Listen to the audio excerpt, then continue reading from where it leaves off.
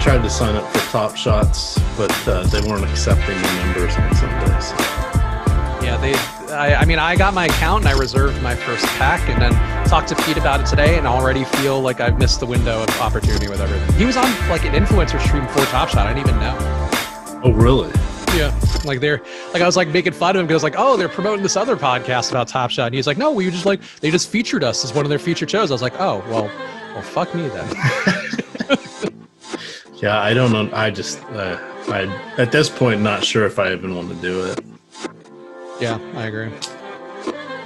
Got me down. Yeah. All right, we are live. What is up, guys? It is that time. The L3S, the late slate sweat and swap. Now I'm back to not being able to say it. It's funny how that works when you get out of practice with a weekend off. But I'm Chris Spags, ready to take you through this slate with a man you just saw on the other link, breaking down all the finest super draft plays alongside our own Alex Baker. It's your old pal EMac. How are you doing, EMac? This has been a busy stretch. This is I did 4 days in a row. I did Friday, Saturday, Sunday, and today. And then I just have one more show and we hit the All-Star break. I may do a guest appearance or at least a segment on the hockey show because when NBA's over, all of a sudden for 5 or 6 days, the NHL gets real busy. And we do have the amazing projections and content. I have now into my third year of full-time hockey DFS, and it's my best ROI of any sport that I have.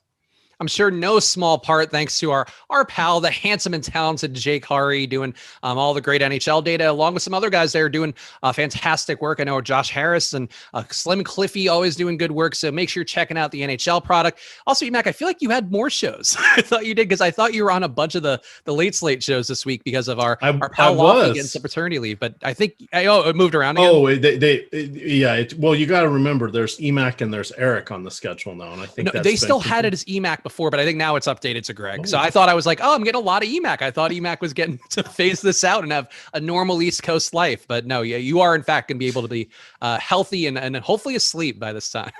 Yes. I think tomorrow or one other day this week, there's another 10:30 start, but tonight is a 10:30 lock for the Portland game. Fortunately, we should have most of that. I mean, everybody's downward, got the midday downgrade, so I don't expect Hayward to play. I don't expect Zeller to play. It's really not going to impact my night very much. Even if they were, it's at the point where I didn't even want to put them in as placeholders as some contrarian options and then get out of that once they got downgraded. Had they stayed at questionable, I would have, but yeah, I'd really like to go to bed. I stayed up way too late because I watched that all of the Charlotte-Sacramento game last night, which was very exciting. And that was coming off the Wizards 1-point loss on what should have been a win because the whole Bradley Beal thing at the end there where he slipped and they got bad call. So I was very excited. I had a lot of adrenaline and I didn't go to sleep till almost 1 o'clock. So I'm rather tired because I had to get up at 7 today.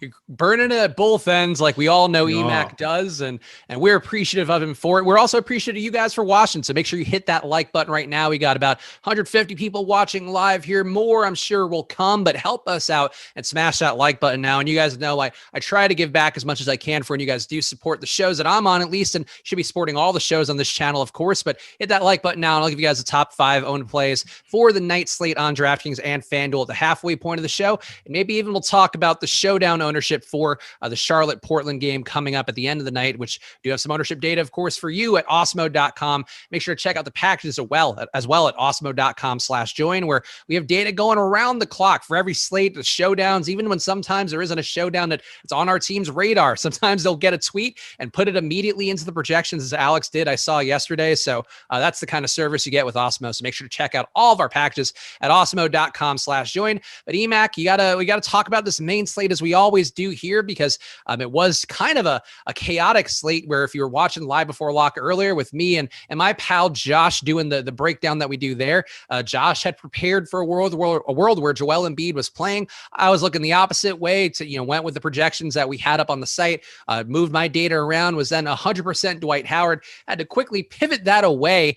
EMac, how'd you handle this situation? And as a veteran of the industry who's been through so many wrinkles, are you getting to where you need to be mentally for the amount of swaps we have to do on a given day, where your lineup exposures will look like one thing and then 10 minutes later they'll be completely different, and you just kind of got to roll with it without giving it much thought?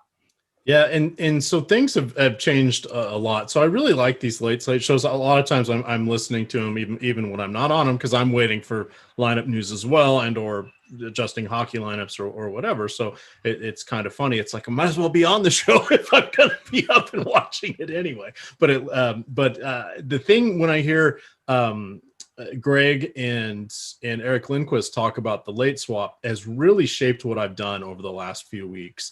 And that's something that I think has helped a little bit. And I wasn't sure. So what I kind of do is I usually play most of my entries in 2, if not 3 contests. And then what I do is take about a third of them and I try one sort of late swap, and I take another third and I do something a little different depending on how many times we do this. And then I kind of leave one a little bit unchanged. So it's one, lessening my exposure to things that probably aren't as good, but I can kind of still use it as a gauge or a tracker to see what's helping. And it's been a dramatic change on things. Now, sometimes I've been completely wrong on stuff, but other times it's paid off. And I'm learning more and more. I always attribute this to Josh for Engelman for always saying you just need one lineup to break away and fight through everything. So even when we've had these catastrophic, players scratched after the lock or sick with Curry, I've made money on those nights, broken even at least, even though I was above the field on those plays, because I have constructed my lineups in a way that if there's something catastrophic like that, I usually will benefit. But I need it to be 0. I don't need somebody to be a bad play. I need it just to be a catastrophic outcome. And then I tend to benefit. And I notice this happens a lot in baseball as well.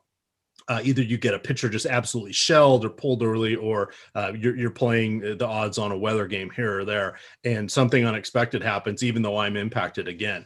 It seems to work out because of what we preach and how we build our lineups here at Awesemo. So I don't welcome those days, but I don't stress about them at all anymore. Yeah, I mean, I think it's been, for me, I took a little mental health break from playing yesterday because we had some stuff to do around the house, and I was just like, I could use not doing prep for one day of these, like there's a lot of prep that goes into all these shows, whether it seems like it or not when I'm hosting.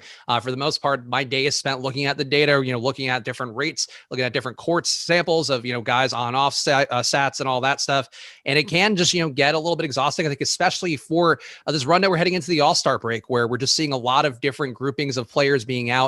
We also weirdly just got news that Jeremy Grant's questionable for tomorrow, even though his game got postponed. So that's one of the rare wrinkles here in the NBA streets. But definitely good to have your process dialed in, your late slate process, your late swaptimizing process dialed in as much as possible, because I think you're going to need it a lot over these next few days. And then hopefully after the All-Star break, things can get back to a little bit closer to normal. But EMac, anything that you felt you did particularly right on the slate, where I was feeling pretty good about some of the exposures I had for Shake Milton, which I still feel good about. Also had a good amount of Danny Green, and also some Mike Scott, that I think it was honestly for me, the Mike Scott exposures in particular were because I had his rate data updated for time without Joel Embiid. So that looked like a happy accident in the beginning of the game. Now that he didn't play a second stint, I think, or if he did nothing during it, not looking quite as good. But any sort of takes you felt you really nailed today, EMac, before we dig into some of the machinations we could do with the swaptimizing in this late slate?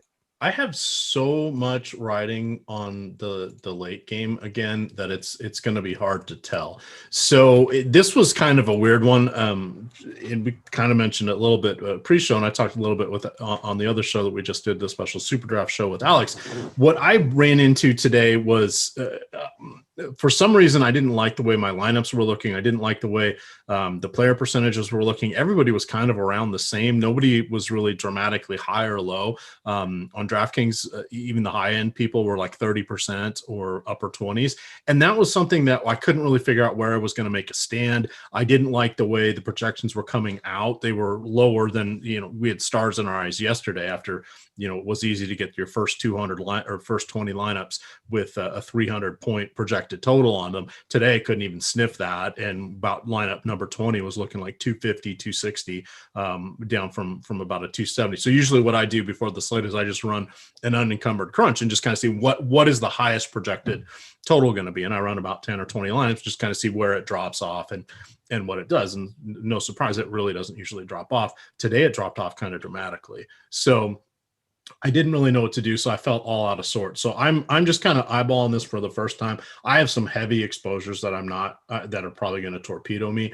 43% Dwayne Bacon or Bacon doesn't feel very thrilling. I'm riding with 32% Patty Miller. Patty Mills. I used to work for my first ever boss was Patty Miller. Oh, well, yeah, probably shouldn't be playing Patty Miller then. No, she's an accountant. So no. Player in the WNBA. She's older. She'll get the call up. Let's say she's more experienced than me. I think she's like 60 now. So there we go. Ooh, getting pinky here on the L3S. That's the only way we do. That's the only way, or not the only way we do it here, Chris. But I don't have very much James Harden, 20% or 12%. Cody Martin somehow in my lineups at 43%. At this point, I had a really good night last night. I'm not gonna lose sleep over this one. I'm basically donating tonight. It's the nature of the beast. Sometimes you got to take your L's, and that's the importance of bankroll management. Some of the things that you can find in the Learn DFS tab at Awesemo.com. I know people have asked about concept selection. And really, if you're watching these streams and you're curious about some of the concepts we talk about, some of the things that even you might see Josh go through on the process shows, I think it's worth, digging down, especially during the All-Star break, going through that stuff and, reading some of the articles on there, because they're going to give you a better perspective on how to approach things. And I know for me, I've talked about on the show, I was running really good, then had a tough run where I basically gave a large portion of it back. Oh boy, that was a weird little throat frog I had there. It's helpful to keep a good headspace with the things. And I do think a lot of the tools that we have, a lot of the articles we have are going to be beneficial to you guys to understand how, a pro is doing it, like Alex, who's got a lot more at stake than really any of us on staff for the most part in a given night. Keeping that process tight and keeping your sanity tight is equally important for this stuff. And again, people in the chat asking a shout out to Kyle John, asking if there's money time on the show. Of course there's money time on this show.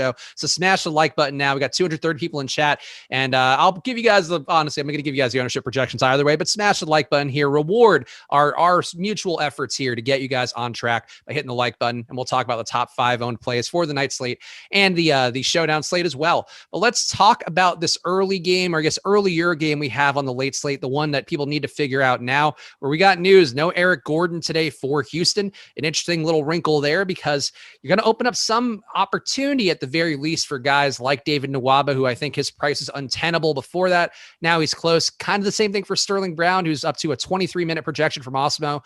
I feel like he, to me, is one play that I would be willing to get to. But overall, John Wall, Victor Oladipo just look like better plays. I don't think they were the most playable previously. Now I would find myself putting in a bunch of lineups for the late slate. I think you're getting a good swath of John Wall and Oladipo, two guys who aren't as highly owned as they probably should be for the spot, where Eric Gordon being gone just means there's a lot more opportunity for assists, for usage for both players. But EMac, how do you feel like things have moved for you? Or I guess, how do you feel like you would want to play this now that we know we're not going to have Eric Gordon for this game for Houston? I feel like you forgot a very important component of the rotation, or at least in your mind. Mr. House. Oh, Daniel House. Daniel, yeah, thank you. He's on an important part to me, especially at 5,700 on DraftKings. But fair, if you just wanted me to say the name, I stand by it. That's how the Suns announcers used to pronounce it. It was Danwell, and I will defend it to the death. I don't care if people want to call it Daniel. There's a U there. We have to respect U's. Well, I was you saying it on the show, like it's now how I pronounce his name, because I heard you doing it so many times that I was just doing it as a goof. But now it's like how I say it. And Eric was on the show with me. He's like, "Why are you saying it like that?" And I'm like, "It's a Spags thing. I can't." And now that's just going to be how I say his name. So I was a little miffed you didn't mention him there in your first go around. So this because I hate him so much.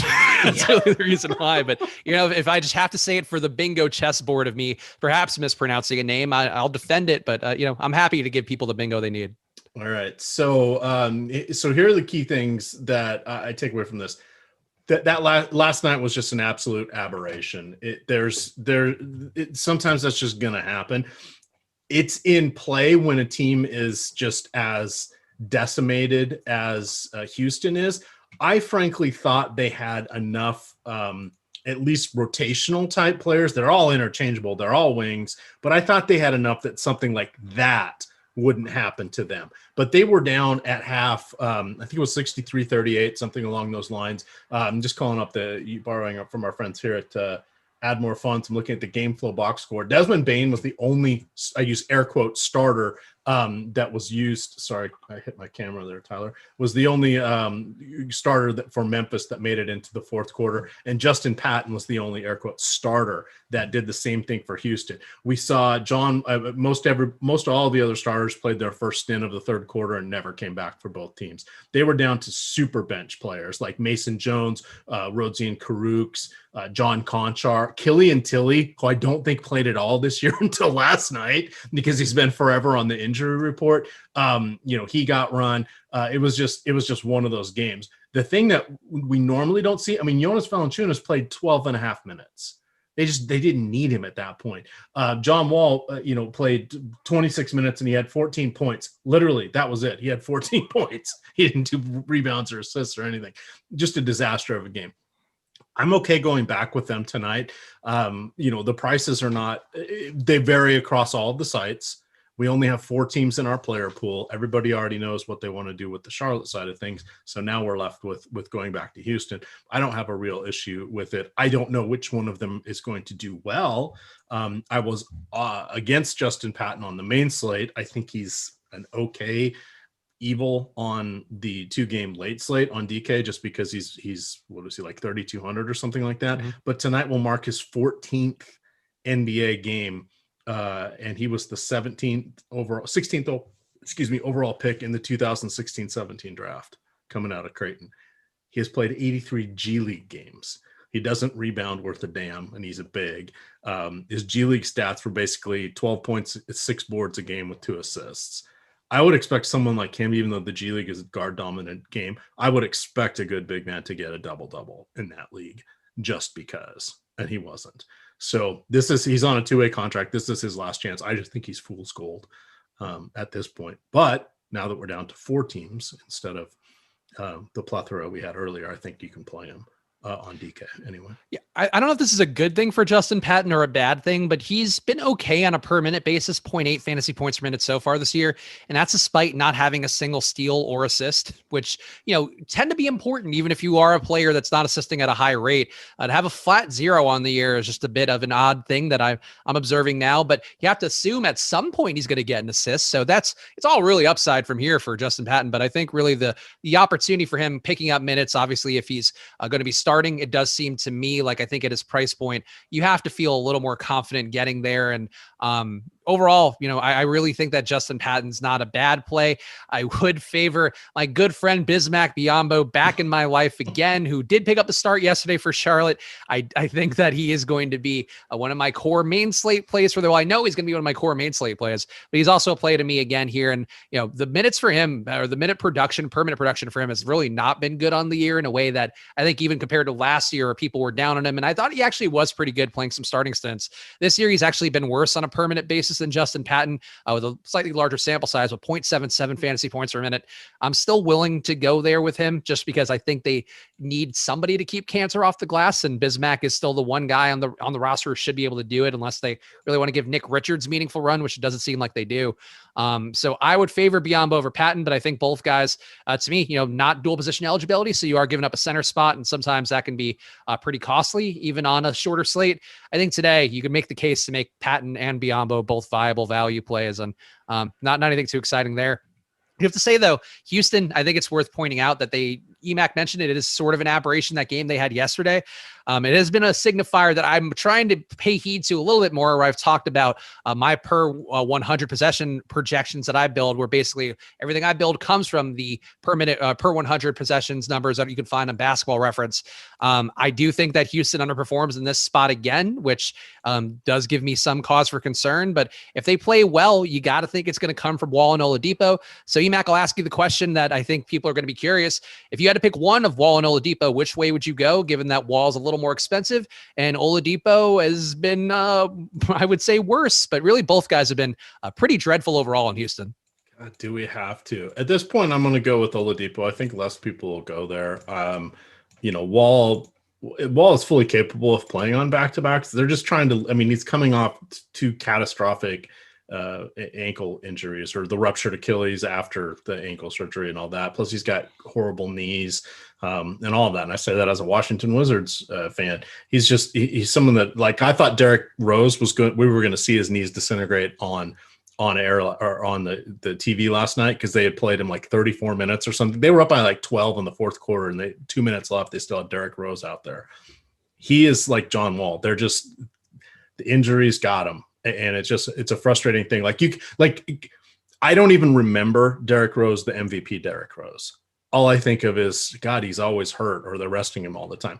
Even though I'm a Wizards fan, I don't remember how electric and awesome John Wall was because I've watched too many of his injury riddled seasons. So not that Victor Oladipo is that much better, but I'll just take the discount. I think less people will go with him because he was hurt recently. And they're just trying to manage his injuries as well, or injury history. And the thing that was really weird to me, did you see he turned down a 2-year, like $45 million contract extension to stay in Houston? Yeah, well, I think he wanted the max earlier when Indiana was trying to sign him. So I feel like he's just locked into the idea that he's a max guy. But if you're not going to play all the, and not knocking it, but if you're going to, well, I guess you're quiet, whatever. But to me, it just seemed like lock that in. That's a lot of money for what I thought his market value was. But I don't know. There'll be some owner that's willing to pay him, Sacramento or somebody go crazy. But I don't know. But yeah, tepid on both guys. Slight lean towards Oladipo, 55-45.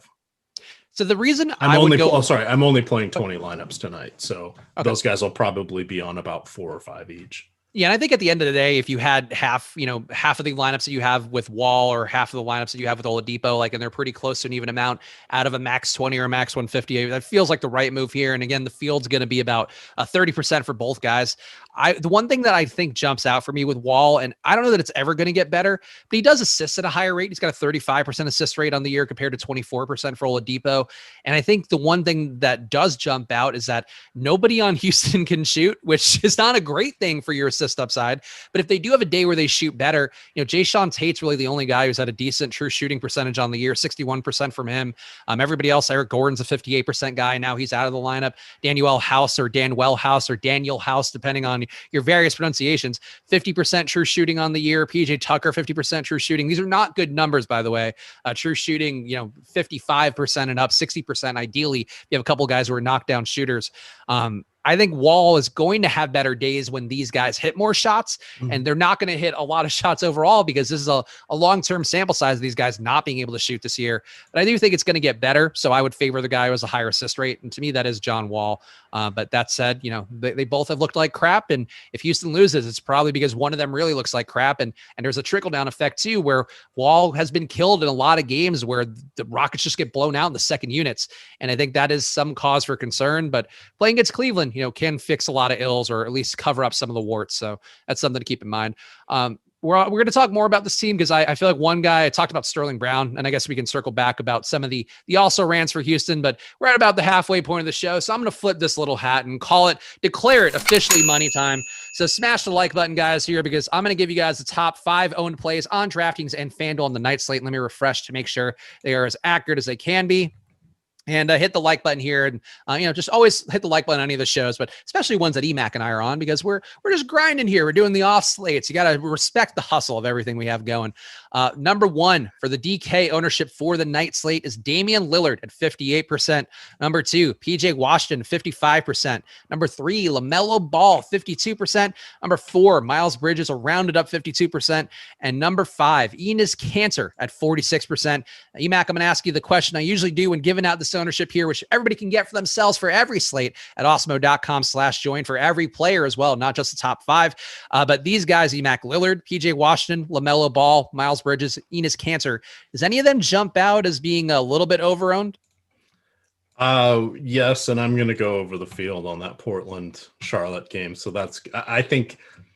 mathematically, that's probably not the smartest thing to do, but I'm all in on that one. These game team, I wrote in my article today that Portland is violently allergic to playing defense.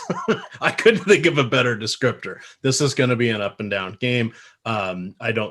Charlotte defense is optional seemingly as well, especially with no Zeller, and they're on the back-to-back, and they had to fly up from Sacramento to Portland, which is a lot farther than a lot of people realize when you're calibrated to East Coast travel. So it's one of those where I think it's going to be a close game. I think it could be a little bit sloppy. The other thing a tiny bit of fear for Portland because they last played on Friday against the Lakers, and then they actually did not play this weekend. So I think they're going to be refreshed, but they're still running so thin without CJ McCollum and without Yusuf Nurkic that I think this will be a relatively close game. Last time I looked, I thought Portland was favored by 7, but that feels like a soft 7 to me. I just feel like, to me, the one guy that jumps out, and I agree with everything you're saying about, the back-to-back, especially a kind of high octane back-to-back where there was a lot of pace, a lot of possessions yesterday against Sacramento. I think Miles Bridges is the one that jumps out to me as not being deserving of being over 50% owned on DK. And he does project well, but the issue for me really is that you're going to see him a lot in groups with Malik Monk. And I do think Malik Monk is going to be under-owned. And, he doesn't project as well on a raw projection basis. Awesemo has him at 24.3. I'm a little bit higher at 24.6. I know our pal Josh Engelman was bigger on him on FanDuel earlier, but at his DK price, it's not great. But if Monk has a day that is better than that projection and Miles Bridges, just does what he does, you're going to find Bridges' numbers going down a bit. And I think, too, if you are playing PJ Washington, I think really playing too many of these guys is going to be a risk that a lot of people take on today. And Miles Bridges does other things. He does rebound. He does get some peripherals in terms of steals and blocks. But I just don't feel like Miles Bridges should be as highly owned as these other guys who have very secure roles, whereas Miles Bridges is kind of, subject to the whims of the guys around him. And I think especially Malik Monk and some of the groupings they have. But let's talk about the FanDuel top 5. We could dig into that a little bit more. FanDuel's top 5. Number 1 is Damian Lillard at 84% for the night slate. Number 2, PJ Washington for 69%. A nice number, perhaps not so much if he's not good today. LaMelo Ball, 68.7. Number 4, Jarrett Allen, 60.3. And number 5, Danuel House. It's 56%. EMac, I feel like there's one obvious play that stands out like a sore thumb there, and it is our boy, Mr. House. Yeah. What is his price? 4,500 on FanDuel. Well, that's a pretty good deal. It's definitely better than DK. I still feel like the ceiling isn't that high where I would want to be there. If he's going to be owned by more than half the field. It's yeah. And that's definitely the risk that you have with guys that are, he depends on his shot falling to get us fantasy points. And basically now I've just described the entire current rotation outside of Wall and Oladipo for Houston. Dude, it's like a bunch of Eric Gordon clones.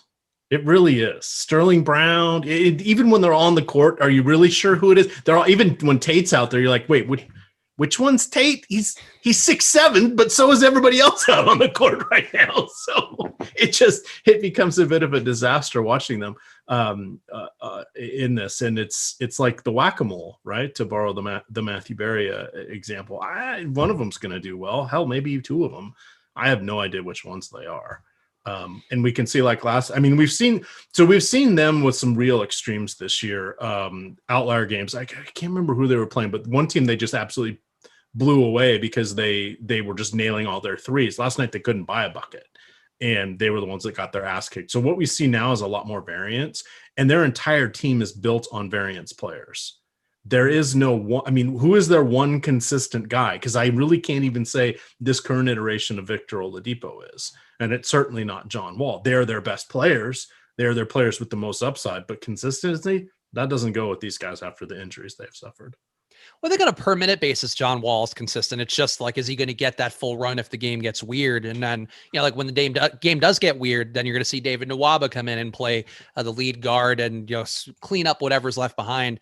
So I still think Wall's consistent, but I agree, like, because of the situation, he's not the most consistent. That said, with Danuel House and Dan, well, I'm going to say it 10 different ways now, just to spite everybody out there.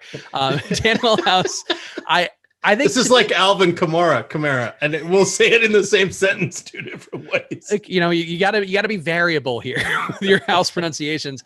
I do think the direct leverage on House, and it's weird because he's the starter. He shouldn't be cheaper than David Nwaba, but I do think House has a good game in spots where Houston stays competitive in this one. And they're playing Cleveland, that, you could assume they're going to be competitive. But I think if you're playing a bunch of lineups on FanDuel, you take the House chalk at some of them. I think at some, you just go down to Nwaba or pay up actually to go to Nwaba. He's $400 more on FanDuel.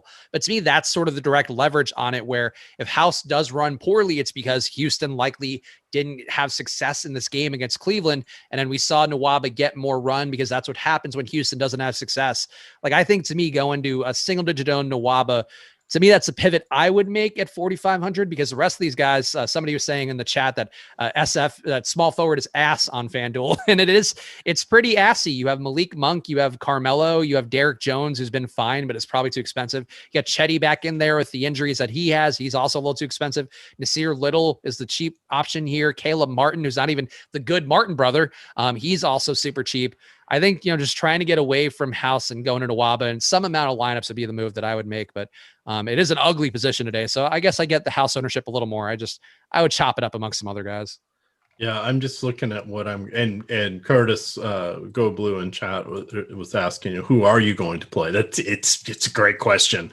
I've said less than flattering things about most people on the slate. I'm gonna have a ton of Damian Lillard, a ton of Enes Kanter, a lot of LaMelo Ball, and then I'm making it all work with Cody Martin on DK. He's shooting guard, small forward eligible. He's relatively cheap. That makes him, he can be those two positions plus the guard plus the forward plus the utility. So he's just fitting anywhere. I'm just going to accept that I'm hoping for 15 points from him. If he does anything more than that, I'll be doing cartwheels. I could probably live with 11 from him and still survive, but that's sort of the choice I'm making. It looks like I'm going to end up with 3 teams with Justin Patton on it. I don't feel great about that. What do we have him on DK? So oh crap, I'm actually going to be above the field on him by just a little bit. Ooh, Doug McDermott won't return. That's not great. Oh, whatever. We got a bunch of injury news coming through, by the way. Chetty Osman's available to play. So that was one I think I just intimated at, but that is the situation. And the Spurs starting lineup came out. Doesn't affect the actual late slate, but just in case anybody's needs to figure that out. Murray, Walker, DeRozan, Lyles, Pirtle, no Aldridge starting still. And Doug McDermott has left the game and won't return because I guess he broke a tooth. But Evan Fournier is back for the Magic. So there you go. Those are injury updates. Let's real fast to kind of close the loop on Houston. I think we've sort of nickel and dime these guys enough. But if you had to play one of, I guess the guys we haven't talked about, PJ Tucker, Sterling Brown, David Nwaba, Ben McLemore. Does any of these guys jump out to you as being above the fray? If we're going to ignore sort of the leverage argument I just made that I think Nwaba poses. Sterling Brown I don't have Nwaba on any lineups right now, and I have Sterling Brown on about a third. Yeah, Sterling Brown, I think. And I do want to say, I'm only doing 20 or so lineups here. So, these are not hard stands. It's just that some players aren't going to be on it. Whereas if I made, 100 lineups, I'd start getting some of these players. But I'm just not tonight. I really don't like the slate, and I wish I would not have registered. I'm not getting any Malik Monk. Ooh. Yeah, he's a better play on FanDuel, but I think he's got like a tournament price on DraftKings where Alex talks about it a lot for MLB in particular, but the paying up to be contrarian, I feel like is the reason he gets a Malik Monk if you are playing him on DraftKings. But I agree, like on a natural projection basis, he's not going to pop up a lot. God, he still had 32 fantasy points on DK last night, despite going 0 for 7 from the field. Did he really? Or probably 0 for 7 from 3. He was 8 of 17 overall. Oh, okay. He was 8 of 10, but 0 for 7 behind the arc. But the 2 games prior to that, 5 for 11 from 3, 5 for 10 from 3, 4 for 8, 1 for 7, 5 of 6. He's just been on a tear shooting the ball. It must be the proverbial looks like a garbage can up there for him. We also got a couple questions here. We'll hit Jacob Kimball, one of our regulars. Is a bad idea to play both Wall and Oladipo together and play a bunch of Charlotte guys and try to fade Portland all together. So I like Dame a lot today. That said, I do think playing both Houston guys is just going to be a less likely situation than people have. But the one thing to me, if you're playing both Houston guys, you probably would want to run it back with somebody from Cleveland, because that means you're seeing a competitive game. And Houston's really pulling these guys pretty early as soon as the game gets out of hand. So I think running it back, to me, Jared Allen would still be my preferred play from Cleveland. But Sexton and Garland are in the mix. I'd favor Garland slightly to Sexton. But I don't think it's a bad approach. I think the issue for me that I found in building lineups was that I wasn't getting to LaMelo if I was getting to John Wall or Oladipo, and I was losing one of Lillard or LaMelo or PJ. Like, I think these guys are very important plays for a tournament. You're trying to get different. So playing Wall and Oladipo together is the move. And I would be a little more inclined to force a run back though, just because of the size of the slate. Let's see here. And we had one. I am having 30% of Bismack Biyombo, Chris. We ride. Hey! There you go. Let's go. Bismack Biyombo, the value play of the day, who will never fail, even though he seemingly always fails now. The support group will be meeting at 11:30 in the usual location. Look, I feel like business is just due for me after he didn't start the one game that I had so much of him, and then I would just foolishly refuse to swap off of him. As long as he's starting today, that's definitely key news. But he did start yesterday, and they have another big center going across from him, obviously with Enes Kanter. So I think it does bode well for Bismack starting. Whether he's productive or not with that start, your mileage may vary. We'll all find out together. Let's talk about the Showdown ownership a little here. Let me just make sure. I think there was one more question I wanted. People also talk about Gordon Hayward. He's doubtful right now, so we're treating it like he's not playing, and it's not a very questionable thing like Joel Embiid. He's been doubtful for most of the day, so it doesn't look great for Hayward playing. Same thing for Cody Zeller. So just operate as we are, as these guys are not going to play, and if they do, then you'll have to swap around for that late game. And it is, as EMac mentioned earlier, 7:30 West Coast time, 10:30 on the East Coast. So keep your eyes peeled just in case. Let's see. Bismack might not get more than 15 minutes. Yeah, that is the risk of Bismack Biyombo. But if they don't have Bismack in, I mean, Enes Kanter is going to have 55 rebounds today. So I think you kind of need to have Biz in the mix. Yeah, Kanter is averaging, I think it's either a career high or it's his second best rebounds. He's in his 10th season. It's 11.7 this year. That's 7th overall in the league. He's a phenomenal rebounder. Doesn't always get the scoring to go with it, but he is a guy who 2020 is in play. I think tonight, like a great outcome would be 15-15. I think anything less than a double-double will be an extreme disappointment in this matchup. So one thing somebody was asking about, which I'm now remembering what it was, somebody asked about Dylan Windler earlier, and I just replied in chat real fast because he's not somebody we're normally going to dedicate a ton of time to. But I do think with Cedi Osman back, that to me squeezes Windler and Dean Wade enough where I wouldn't want to get there. Okoro is still projected for 34 minutes, and I guess you could make the argument for him, but he's been so productive in a way that I don't find sustainable based on the season-long numbers where, like, I goosed his rates. On the year, he's a 0.53 fantasy point per minute guy. With his rates goosed from where he's been on this hot run, still a 0.65 fantasy point per minute guy projected for me tonight.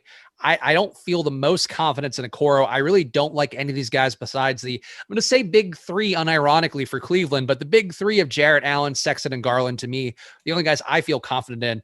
And I think people may play Windler or Wade in the assumption that, like, oh yeah, Osman being back is not going to affect it that much. And I just don't want to be there at all. Windler was projected for 25% ownership in our most recent run for DraftKings. Like, I don't see any reason to go to the Cavs guys, EMac, but do you feel differently here? Would you want any Okoro, Windler, Wade, Osman, any of these guys? No, I'm going to see. I didn't get like literally none of them on the Windler is a guy I've played a little bit here and there. I have him on 1/3 of my lineups in the late slate, but I had him on 2% of the main slate. So this is just one of those, again, he qualifies at two positions. He's 4,300. And I'm trying to do what I can to get in Lillard, Kanter, and LaMelo Ball. So I'm ending up with a lot of these scrubby guys. But as I mentioned, I'm really not getting any of the scrubby Houston guys because their prices come up. So it's just kind of a byproduct of what it is. I have 20% of Dean Wade. I don't think I have Cedi Osman at all.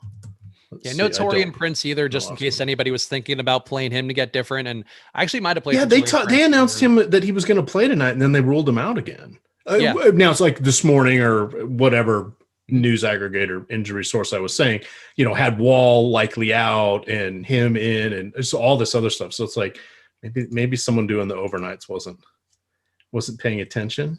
Yeah. It's definitely possible. I mean, was it the Ian Rappaport I'm guessing on this? Always blame Ian Rappaport whenever there's anything wrong with news and sports. It's been a couple of weeks. Come on, we can do it. And that's one thing to note, too, with Cleveland. For Osmo's minutes projections, nobody here besides Allen, Sexton, Garland, and Okoro are projected for over 22 minutes. So keep that in mind here. If you're going to play one of these guys, you might have to take the steep price on Okoro and hope he has a good day. I just don't have the most confidence there. Here's the late game, too. We've talked about it enough sort of vis-a-vis the overall night slate, but let's dig a little bit deeper on it for the Showdown. And actually, I'll give you guys the Showdown ownership, too, here so you have a read on it. But as always, make sure you're going to awesemo.com/join because all all the things that I give you guys for free just to try to make sure you guys are hitting the like button, they're there for you every single day. The boom bust tool, the ownership projections for showdowns, for the night slates, for all the main slates. Obviously, like we have these tools and ownership data available for you guys. So make sure you're taking advantage of that. And at least check it out. The packages on there, even the express packages are worthwhile with getting the premium Slack membership, getting the grade form of things, a lot of different things on there for you guys, depending on how much you're spending as a player, really. But the top 5 for DraftKings ownership, overall ownership for the showdown: Damian Lillard, 85%, LaMelo Ball, 71%, Enes Kanter, 56%. This is DraftKings. PJ Washington, 50%. And number 5, Terry Rozier at 49%. On FanDuel, the top 5 ownership for the showdown or the single game on there: Damian Lillard at 82%, LaMelo at 74%, Enes Kanter at 55%, PJ Washington at 40%, Terry Rozier at 39%. And the MVP and a runaway there is going to Lillard, but a LaMelo Ball also decently represented. Let's talk captains, because I think this is probably the best way to talk about it. And for me, Lillard is just an underappreciated play. You should be playing him, to me, in the showdown. Even I wouldn't play him in the captain spot on DraftKings. I try to usually avoid the chalk captain, but I think he's very much in the mix for that. Obviously, he's going to be the highest owned one, so you're going to be with the field on a lot of guys unless you get super weird with your utility. But EMac, a Lillard captain to you, does that sound like a play you'd want to take if the field's going to be there at 35%-ish? If you're playing cash games or anything 100 people or less, yes. If you're not, then the 2 I would look to would be Kanter, and then the other one I would look to would be Terry Rozier. And this is just going, he's had a few bad games. What's dramatically changed with him from the guy that we loved to play last year? I mean, when he was with Boston, other than his prices come up, he's still the same player. He's probably actually a better player now, but it's just we're not seeing those big games. Why are we not seeing him? Well, there's other options there. I mean, you got LaMelo there now. When healthy, you got Devontae Graham eating into it. They have basically 3 point guards, so you're just not seeing it from him. But he's a guy that could have a good game in this situation. He can play off ball, and you know what? Would you call LaMelo Ball a point guard, or he's just kind of a combo guard as well, right? I mean, that we're seeing kind of like the next generation. It's just like, it's like Kyrie and Harden. Okay, whatever. You guys can do it all. I kind of put him in that He's such bucket. An assist guy, though. Like, he's got a third of the team's assists. Like, he's definitely still a point guard, but okay. I agree. Like, he's a scorer too. Like, he's doing a little bit of everything. Yeah. And defensively, he's definitely got potential to be, in a higher tier than he is right now. Yeah, so he's been phenomenal since moving into the starting lineup. He's averaging about 20 points a game. He's shooting 45% from the field. He's actually a much better 3-point shooter, at least through that particular sample size, than I would have figured he would be. I guess was sort of thinking about more like his brother, who's not horrible, but he's just kind of league average, and we had high expectations for him, so that's really not fair to him. Someone was saying this is a Rocco matchup, and someone else saying, what is up with Rocco this season? So Robert Covington. So what has changed? Everything. He's not in Houston. They're not playing 5 out. So his role that he had there, where he was getting all the rebounds and weak side help block shots and getting to shoot threes, he's not doing nearly as much of that. There's a whole bunch of people that can shoot threes on Portland. That's not his main role. He's not even in the mix to play center, because you've got Kanter and you've got Carmelo, and he's a redundant offensively to what Carmelo can do. So clearly they're deferring to Carmelo at this point. His role is to disrupt the passing lanes and do closeout. And you watch enough of those games, you can say it's better than I can, but to do like a lot of closeout defense, right? There's not as much one-on-one defense anymore, but his role is just to run around and be everywhere, disrupting everything that it can, because Denver doesn't play Portland doesn't play defense worth a damn. And so they just have him running around just disrupting things, which is shockingly actually kind of working for them. And who the hell knew that Carmelo Anthony would reinvent himself, finally accepting his skill set limitations and actually being a serviceable player, just not on defense, and not taking away from any other team after we watched him miserably in Houston and with the Thunder. And yet all of a sudden now he's like, oh, he's a legitimate player now. It's very redundant. So you're not going to see Covington pop in any of those situations. He's someone I rarely play, and I usually zero out of my player pool, just because I don't think we're going to see very many 30 fantasy point outings for him. Will that bite me from time to time? Sure, but I bet he doesn't have more than 10, 8 maybe this year. I like Covington more than you do, I think, today, because there are 2 parts of it where Not having Harry Giles. And I know it's something that initially I got tipped off to, and I'll always give credit to Adam on the deeper dive, because that's one of the part of my process every day where I know to reference back to our various content things, but also Adam is so sharp at picking up the little wrinkles of minutes and rate data and all of that. And Covington does get a boost in rebounding without Harry Giles. He's at a 13% rebound rate in games without Giles, and that's been mostly holding true. Derek Jones also gets a little bit of a boost in his rebounding as well. But Covington, that's the difference to me between him being useful and him not being useful. I agree overall that he kind of doesn't do as much as he did in his Houston stop or even his Philly stops, where he would put up a ton of threes. This spot, though, against Charlotte gives up one of the highest marks in assisted threes in the league. So I actually gave a boost to Covington and Gary Trent, like in terms of just how I'm viewing it, not in terms of their actual projections. But I think to me, Trent's a little more viable because these are guys, when you look at the assisted three numbers, and this is another data point that I pull from Basketball Reference, but you look at those numbers, like Robert Covington's not creating his own 3-point shot. That's obviously something that's well beyond his expertise, especially when he's on a court with guys like Damian Lillard and even to a lesser extent Gary Trent. But these guys, Trent too, like isn't really setting himself up for three. He's going to be benefiting when Lillard finds him or the ball swings around and gets to these guys. And I think it's going to swing around more because Charlotte just gives up so much from that percentage. They also give up a lot of corner threes. They give up 42% more corner threes than league average. Like there's ways here for Covington to have the day that I think he's capable of or has historically been thought to be capable of. So to me, I think Covington, never a safe play, certainly not one. If we have the proverbial guy holding a gun to my head, I'm not going to be like, yeah, Robert Covington, today is the night that he finally explodes.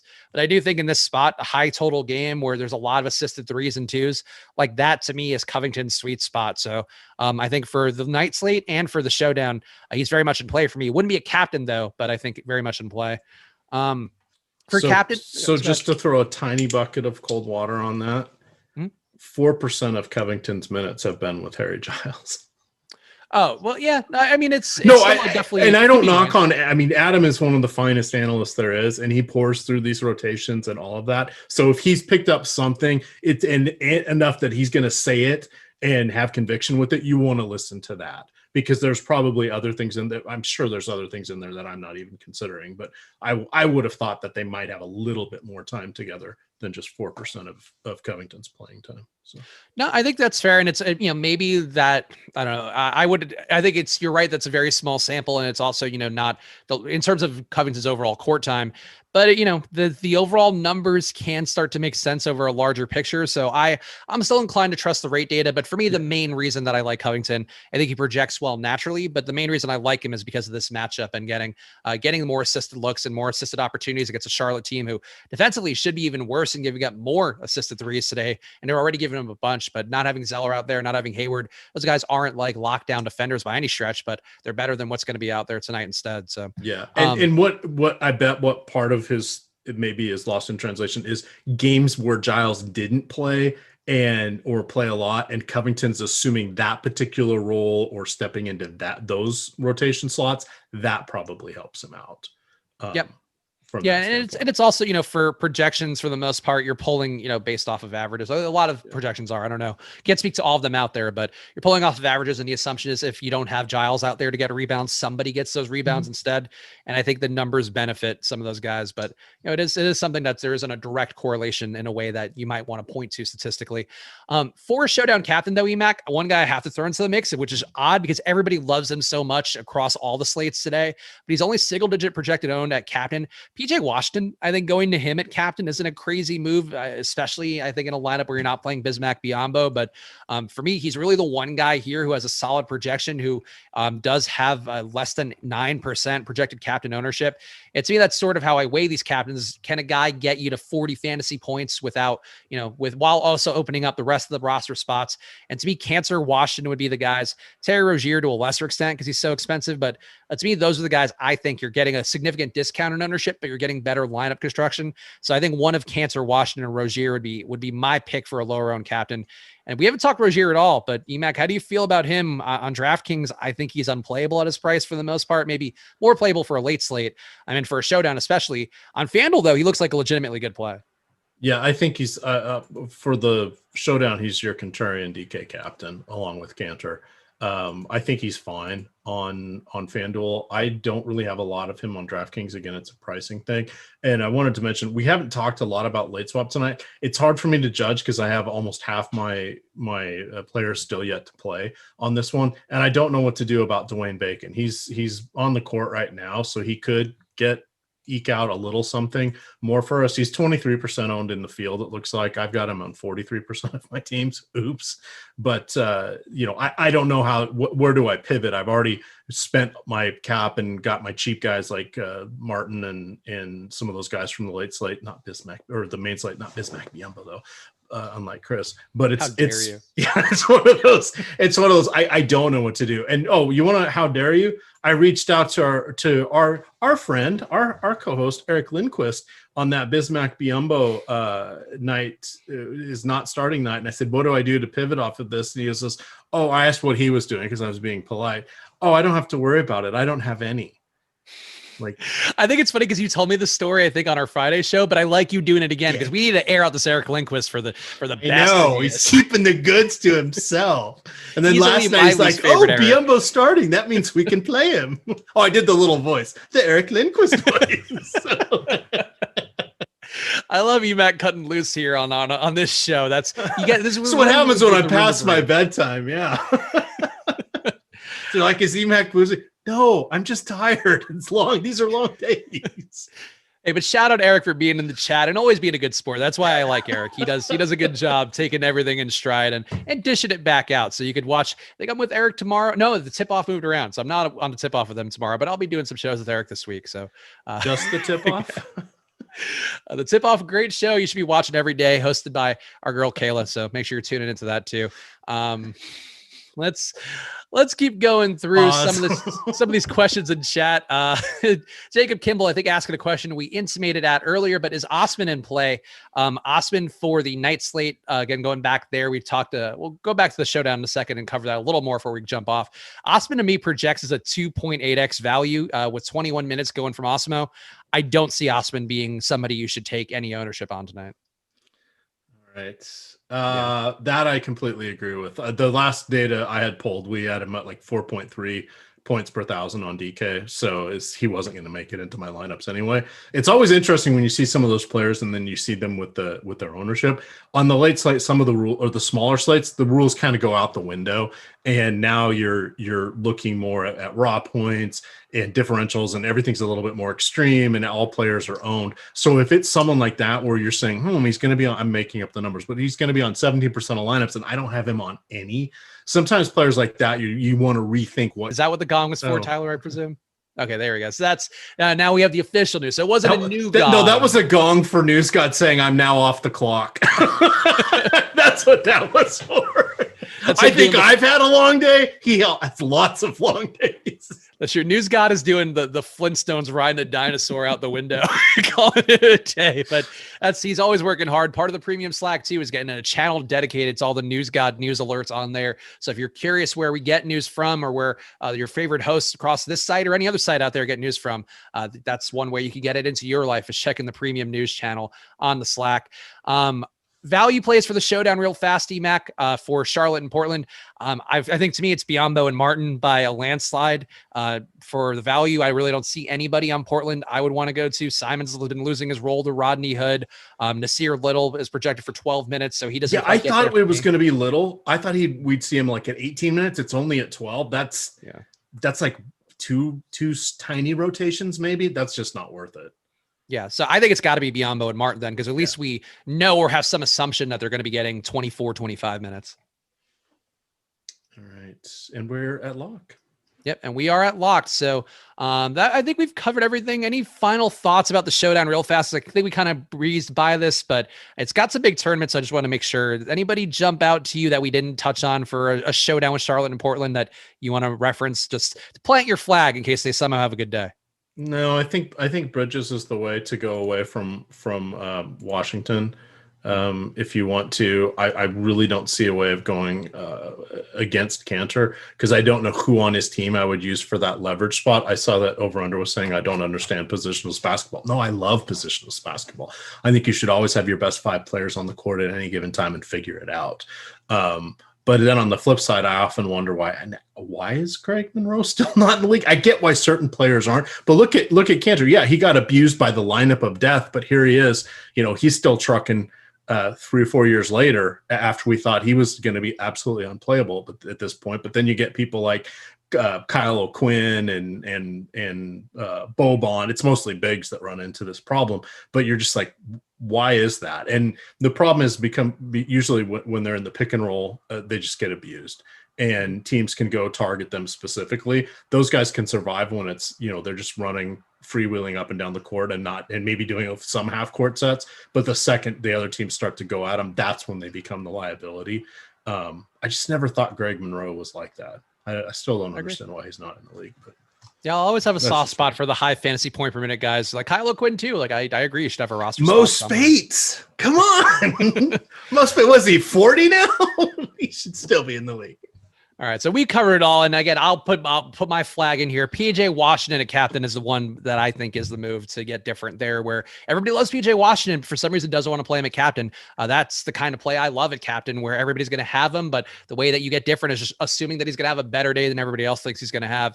So for me, going to PJ kind of sucks because he had the massive day yesterday, but still not owned enough to where he should be at captain. EMac, what are the plugs? People should be following you at EMac DFS, and you've got you said you had one more show coming up before the All-Star break, so hit him with the plugs before we call it. Yeah, I think I'm filling in on Thursday. I don't know if I think it's me and Josh live before lock. I haven't done a show with Josh since like almost a year. I think it's been a long time. We don't get paired up very much. We used to do a Sunday baseball show, but that was well before pandemic year and all of that. So that'll be kind of fun since I haven't gotten to work with them in a while. And I think that's it for me. I forgot that I had promised my wife we were going to go do dinner and Netflix and chill, I guess is what the kids call it these days, on Thursday. And I didn't realize I was going to be on that show, the late show. So I think I've asked if Eric could cover for me. But then you get multiple days off, so it's fine. She can get that old salami in another night. That aged prosciutto of EMacs, but follow at EMac DFS and tune in tomorrow. I'll be on the deeper dive with Adam, so I'll get to tell him firsthand how much I quote his stats to make it look like I know things out of pocket there. But watch that, and then the late slate tomorrow will be me and Greg, our other old pal Greg Ehrenberg, coming back. So subscribe to the channel, hit the notification bell, all that. Make sure to check at Awesemo_com as well. We just passed 30K followers on there, and they're giving away 30 weekly passes of Awesemo Plus on there. So another way for you guys to get in for free if you want. We appreciate all you. Hope you have a great night, a great light slate, and showdown. We'll see you guys again soon. Bye.